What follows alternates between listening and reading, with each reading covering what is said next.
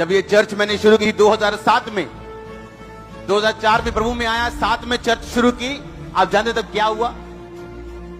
मसीह में आने के कारण मेरी फैमिली पहले से मेरे खिलाफ थी। दोस्त मुझे छोड़ने पड़े क्योंकि सबके साथ में शराब पीता था। मैंने छोड़ दिया मसीह में आगे कि मैं ऐसी संगति नहीं करूंगा, मैं फिर से ना फंसूं उसमें। अब फैमिली खिलाफ थी, रिश्तेदार खिलाफ थे। सिर्फ कौन थे मेरे साथ? सिर्फ चंद क्रिश्चियन लोग, वो भी मेरे खिलाफ हो गए 2007 में जब मैंने मिनिस्ट्री शुरू की।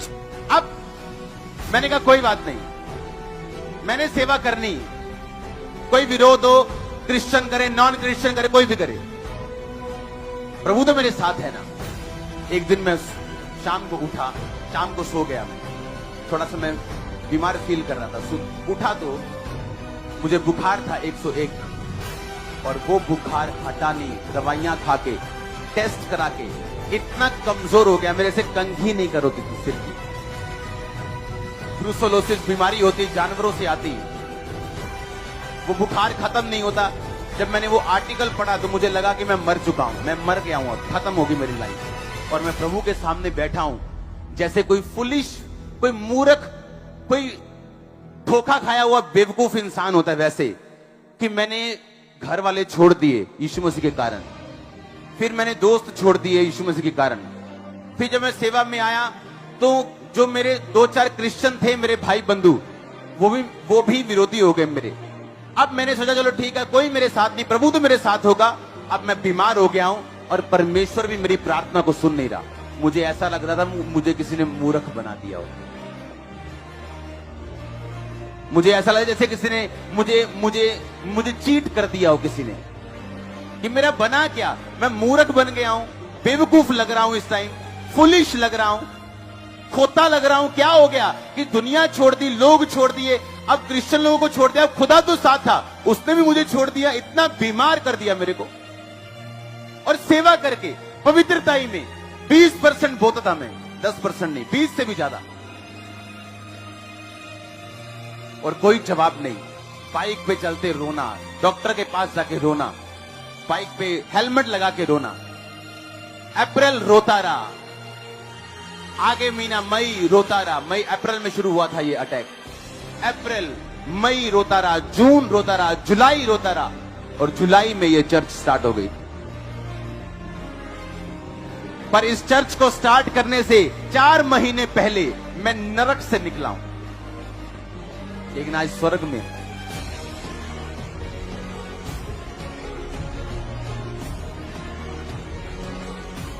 और मेरी पहली बड़ी मीटिंग में हनेरी आ गई थी, और लोग बोलते देखिया आइदा पहला क्या ही शैतान वालों चर्च आ गई ना नेरी, चाकते तंबू।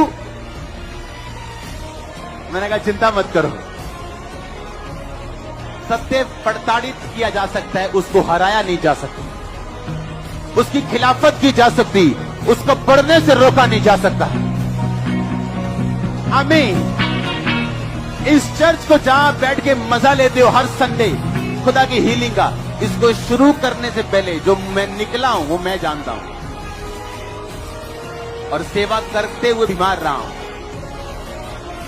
हूं। और एक टाइम आया, बिना दवाई के, बिना टेस्ट के, बिना मेरी प्रेयर के वो चीज मुझे छोड़ के जा चुकी थी। मैं अपनी वाइफ को हंसता हूं, मैंने कहा सेम ग्रेस रिसीव करनी फेसबुक पे। आमीन।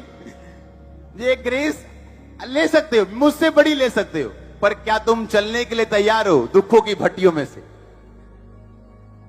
मैं नहीं कहता तुम मुझसे बड़े काम कर सकते हो, और करोगे। बाप चाहता उसके बच्चे उससे बड़े करें, आप करो यीशु मसीह के नाम में मुझसे बड़े काम। पर क्या आप तैयार हो इनसे निकलने के लिए? आपके पास कोई नहीं होगा और खुदा भी आपकी बात नहीं सुनेगा, तब मुझे बताना चाहिए कि नहीं। ऐसे शुरू हुआ ये चर्च।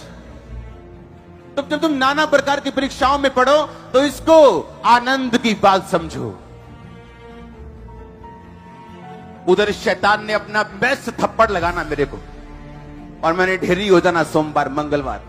जब वीरवार आना प्रार्थना का दिन, मैंने तैयार होकर कि बेस्ट थप्पड़ लगाना शैतान को, आजा भी।